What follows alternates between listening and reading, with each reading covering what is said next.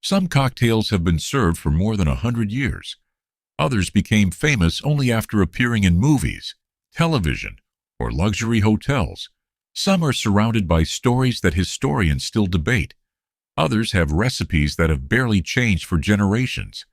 One cocktail became forever linked to a fictional British spy. Another became a symbol of Puerto Rico. One is so simple that professional bartenders use it to judge each other's skill. And another somehow combines 5 different spirits, yet still resembles a glass of iced tea. But here's the surprising part. None of these cocktails became classics simply because of the alcohol inside them. They became classics because every one of them solved the same challenge. How do you create perfect balance?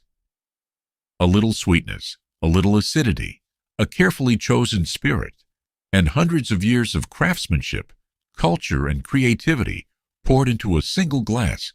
Over time, these recipes traveled across oceans, survived changing tastes, and became part of celebrations all over the world.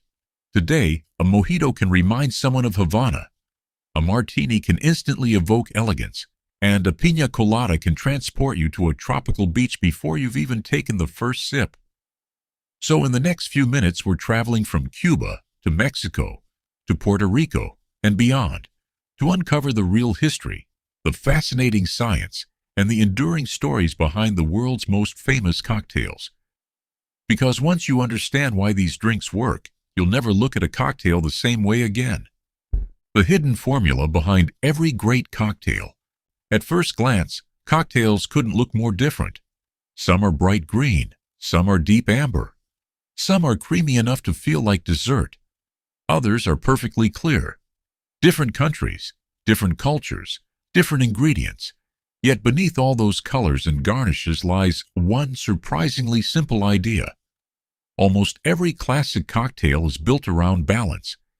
It usually starts with a base spirit: rum, gin, whiskey, vodka, or tequila. Think of the spirit as the main character. Everything else exists to support it, not to cover it up. Next comes sweetness. That might be simple syrup, a fruit liqueur, or even the natural sugars found in fresh juice. Sweetness softens stronger flavors and gives the drink body. Then comes acidity, usually from freshly squeezed lemon or lime. Acidity is what gives a cocktail energy. Without it, a drink can quickly feel flat or overly rich. Some recipes also include bitterness or herbal notes, often from bitters, vermouth, or botanical ingredients. These add complexity without dominating the drink. But the final ingredient is one you can't pour from a bottle: balance. It's the invisible difference between a cocktail that's merely good and one people remember for decades. That's why experienced bartenders rarely rely on recipes alone. Fresh limes vary in sweetness. Different brands of rum or whiskey have different flavor profiles. Even the size and temperature of the ice affect how quickly a drink becomes diluted, changing its taste from the first sip to the last. Making a great cocktail isn't just about measuring ingredients. It's about constantly making small adjustments until every flavor works together. And once you recognize that pattern, something interesting happens. You stop seeing cocktails as completely different drinks. Instead, you begin seeing them as different expressions of the very same idea. The pursuit of perfect balance. Mojito, the cocktail that became Cuba's refreshing icon. If one cocktail could capture the feeling of a warm summer afternoon, it would probably be the mojito. Fresh mint, bright lime, cold sparkling soda. It's crisp, refreshing, and instantly recognizable almost anywhere in the world. But behind that refreshing taste lies a history that's far more complicated than many people realize. One popular story connects the mojito to a much older Cuban drink called El Drake, named after the English privateer Sir Francis Drake. According to the legend, Drake's crew mixed an early sugarcane spirit with lime, mint, and sugar to make the harsh liquor more enjoyable. It's a fascinating story, but historians still debate how closely that drink is related to the modern mojito. What most experts do agree on is that the cocktail we know today developed much later in Cuba, after locally produced rum became smoother, and bartenders refined the recipe into a beautifully balanced classic. And balance is exactly what makes the mojito work. White rum provides soft notes of sugarcane, vanilla, and tropical fruit. Fresh lime juice delivers vibrant acidity that immediately wakes up your palate. Sugar rounds out the sharp citrus without making the drink taste overly sweet. Then comes the star of the show: fresh mint. Here's something remarkable. Mint doesn't actually make your drink colder. Instead, it contains menthol, a natural compound that activates cold-sensitive receptors in your mouth. Your brain interprets those signals as a cooling sensation, making every sip feel even more refreshing than it really is. Even the preparation reflects that philosophy. Many people aggressively crush the mint. Professional bartenders usually don't. Instead, they gently press or lightly slap the leaves to release their fragrant oils, while avoiding bitter flavors from damaged plant tissue. It's a tiny detail, but that's exactly what the mojito teaches us. Great cocktails aren't built on complicated recipes. They're built on small decisions, made with care. And perhaps that's why the mojito has remained one of the world's most beloved cocktails for generations. Not because it's the most complex, but because it proves that simplicity, when perfectly balanced, can feel almost effortless. Margarita, the cocktail wrapped in mystery. If the mojito is famous for its refreshing simplicity, the margarita is famous for its mystery. Ask who invented it, and you'll probably hear a different story every time. Over the decades, bartenders, hotel owners, and restaurateurs on both sides of the U.S.-Mexico border have all been linked to its creation. Some stories place its birth in Tijuana, others in Acapulco, Ensenada, or Texas. One popular legend even claims it was created for a performer who could drink tequila, but was allergic to many other spirits. There are wonderful stories, but none of them has been proven beyond doubt. Today, historians generally agree on one thing: the margarita almost certainly evolved during the 1930s or 1940s, but its exact creator has been lost to history. Ironically, that uncertainty has become part of its charm. While its origin remains debated, its recipe has become timeless. At its heart are just three essential ingredients: tequila, orange liqueur, fresh lime juice. Everyone has a purpose. Tequila, distilled from the blue agave plant, provides earthy, peppery, and slightly herbal notes that immediately define the cocktail's personality. Fresh lime adds bright acidity that cuts through the richness of the spirit. Orange liqueur contributes sweetness while reinforcing the citrus aroma, connecting every flavor into one seamless sip. Then there's the detail almost everyone notices first: the salted rim. It isn't there simply for decoration. Salt changes the way your palate experiences flavor. It suppresses bitterness while making sweetness and acidity seem more vibrant. That's why the very first sip feels so crisp and refreshing. It's a tiny detail with a surprisingly big impact. And maybe that's why the margarita has become one of the world's most beloved cocktails. Not because we know exactly who created it, but because every generation keeps discovering it for themselves. Piña colada, the cocktail that captured paradise. Some cocktails refresh you, others surprise you. The piña colada does something entirely different. It transports you. One sip is often enough to trigger the same picture in almost everyone's mind: palm trees, warm ocean air, the sound of waves rolling onto the shore. Very few drinks are connected to a place as strongly as the piña colada is to Puerto Rico. The modern version is most commonly credited to bartender Ramon Monchito Marrero, who worked at the Caribe Hilton in San Juan during the 1950s. According to the hotel's account, he spent months refining a recipe that captured the flavors of the island. While a few competing origin stories still exist, Puerto Rico officially recognizes the piña colada as its national drink. What makes it so unforgettable isn't just the tropical flavor, it's the balance. White rum provides gentle notes of sugarcane and vanilla without overpowering the fruit. Fresh pineapple juice brings natural sweetness, but it also contains enough acidity to keep the cocktail lively and refreshing. Then comes the ingredient that gives the piña colada its unmistakable personality: cream of coconut. Unlike coconut milk, cream of coconut is sweetened, creating the rich velvety texture that makes the drink feel almost like dessert. But despite its creamy appearance, a well-made piña colada shouldn't feel heavy. The acidity of the pineapple keeps the richness in check, while the coconut adds body and carries the tropical aromas across your palate. It's a perfect example of contrast creating harmony. Over the decades, bartenders have created frozen versions, added dark rum, experimented with fresh coconut, and even developed alcohol-free recipes. Yet the original remains surprisingly simple. Just a handful of carefully chosen ingredients, working together so seamlessly that you stop thinking about the recipe altogether. Instead, you remember how it made you feel. Because sometimes the world's most memorable cocktails aren't the strongest or the most complicated.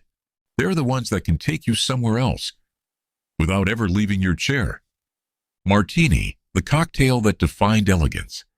The piña colada is the taste of paradise. The martini is the taste of elegance. Few cocktails have shaped popular culture quite like this one. For more than a century, it has been associated with luxury hotels, fine dining, and sophisticated cocktail bars around the world. Yet its beginnings remain surprisingly mysterious. No one knows exactly who invented the martini. Many historians believe it gradually evolved from an earlier drink known as the Martinez, which appeared in the late 19th century. Others argue it developed as bartenders refined older gin cocktails into something drier and more elegant. The exact story has been lost. The legacy hasn't. Then, in the 20th century, the martini became something far bigger than a recipe. It became an icon. That reputation was cemented when James Bond famously ordered his martini shaken, not stirred. It's one of the most recognizable drink orders in movie history. But here's something many people don't realize. A classic martini is traditionally stirred, not because it's more sophisticated, but because stirring gently chills the drink while keeping it silky, smooth, and crystal clear. Shaking introduces tiny air bubbles and more dilution, creating a colder but slightly cloudier cocktail. Neither method is objectively right. They're simply different styles. Then comes another long-running debate: gin or vodka? Traditionally, the martini is built around gin, whose botanicals, juniper, citrus, herbs, and spices, create remarkable complexity with very few ingredients. Vodka produces a cleaner, more neutral profile that allows the vermouth to play a quieter supporting role. Both versions have devoted fans, and perhaps that's exactly why the martini has endured. It doesn't ask for flashy garnishes or elaborate techniques. It simply proves that confidence doesn't always need complexity. Sometimes, true elegance is knowing when enough is already perfect.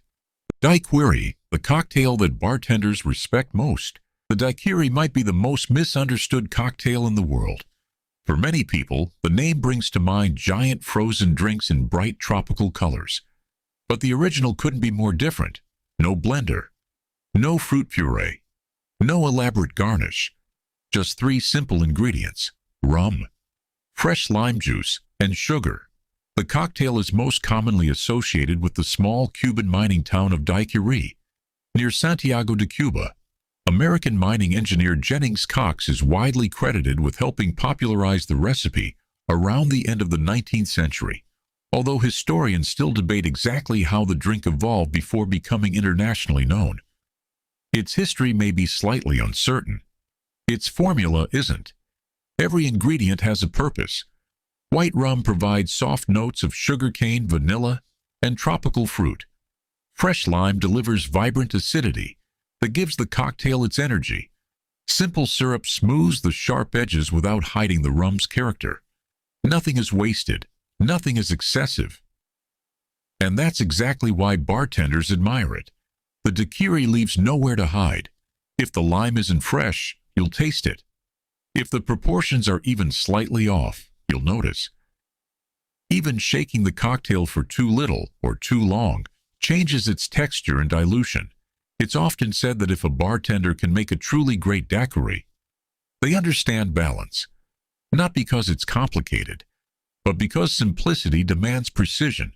Over the years, countless fruit versions have become holiday favorites around the world. They're fun, they're refreshing, but the classic daiquiri remains something entirely different. A quiet reminder that mastery isn't measured by how many ingredients you can add. Sometimes it's measured by how perfectly you can use just 3.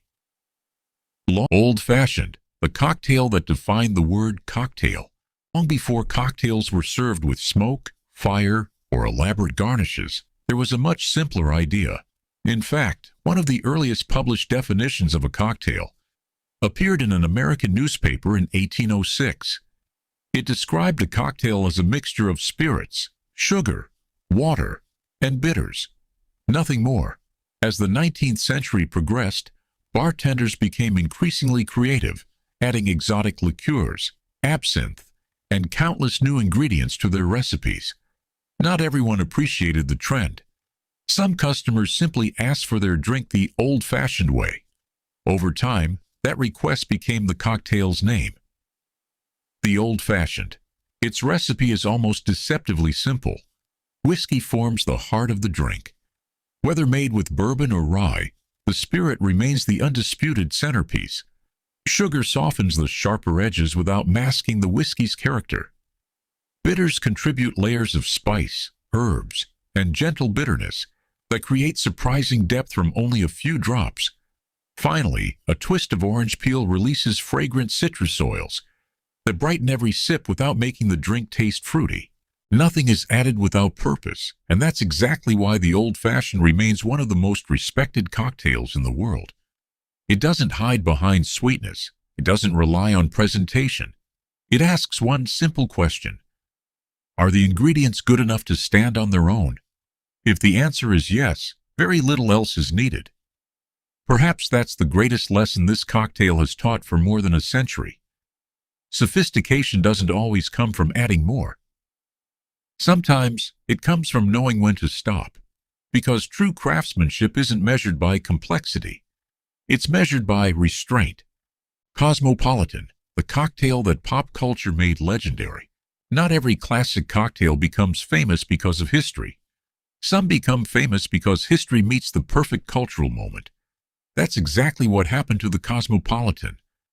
Versions of the drink were already being served in American cocktail bars. During the 1970s and 1980s, several bartenders, including Cheryl Cook, Toby Cecchini, and others, have been associated with its development, although no single origin story has been universally accepted. Then something remarkable happened. The Cosmopolitan escaped the cocktail menu and entered popular culture. Its repeated appearances in the television series Sex and the City transformed it from a bartender's favorite into a global phenomenon. Almost overnight, people around the world weren't just ordering a cocktail. They were ordering a feeling: modern, confident, sophisticated. Its striking pink color certainly helped. But its popularity wasn't built on appearance alone. The recipe is carefully balanced. Vodka provides a clean, neutral foundation. Orange liqueur contributes sweetness and fragrant citrus notes. Fresh lime juice adds bright acidity that keeps the drink crisp rather than sugary. Then comes cranberry juice. Many people assume it's there simply to create the famous pink color. In reality, it also contributes gentle tartness and subtle fruitiness, preventing the cocktail from becoming overly sweet while tying the other flavors together. It's a perfect reminder that great cocktails rarely rely on a single ingredient. Instead, they depend on harmony. Perhaps that's also why the Cosmopolitan became an icon. It arrived at exactly the right moment, with exactly the right balance, and became part of an entire generation's memories. Sometimes a great recipe creates a classic. Sometimes culture finishes the job. Long Island iced tea, the cocktail that breaks every rule. If someone handed you the recipe for a Long Island iced tea, you'd probably assume it could never work. Vodka, gin, rum, tequila, orange liqueur, 5 different spirits in a single glass. It sounds less like a carefully designed cocktail and more like pure chaos. Yet somehow, it's become one of the world's most recognizable drinks. The modern version is most commonly credited to bartender Robert Rosebud Butt, who created it during a cocktail competition on Long Island, New York, in the 1970s. At the same time, an older story from Long Island, Tennessee, claims a similar drink existed decades earlier. Which story is true? No one knows with complete certainty. But unlike its origin, the science behind the cocktail is much easier to explain. Here's the secret. Each spirit is added in a relatively small amount. Instead of competing with one another, they create a surprisingly balanced alcoholic foundation. Fresh lemon juice provides bright acidity. Simple syrup softens the citrus. Then comes the final illusion. A small splash of cola. Not enough to dominate the drink, just enough to add caramel notes, gentle sweetness, and the familiar amber color that makes your brain immediately think of iced tea. It's a perfect example of how our senses work together. Before you even take your first sip, your eyes have already shaped your expectations. And perhaps that's the perfect ending to our journey. Because every cocktail we've explored today tells the same story in a different way. The mojito found balance through freshness. The margarita through contrast. The piña colada through richness. The martini through restraint. The daiquiri through precision. The old-fashioned through simplicity. The cosmopolitan through harmony. And the Long Island iced tea through controlled chaos. Different countries, different cultures, different centuries, yet every one of them proves the same timeless idea. Great cocktails aren't remembered because they contain extraordinary ingredients. They're remembered because ordinary ingredients, carefully balanced, become something unforgettable. And maybe that's a lesson that reaches far beyond the glass. Whether you're cooking a meal, building a friendship, or chasing a dream, the goal is rarely to have more. The goal is to find balance. Because balance never goes out of style.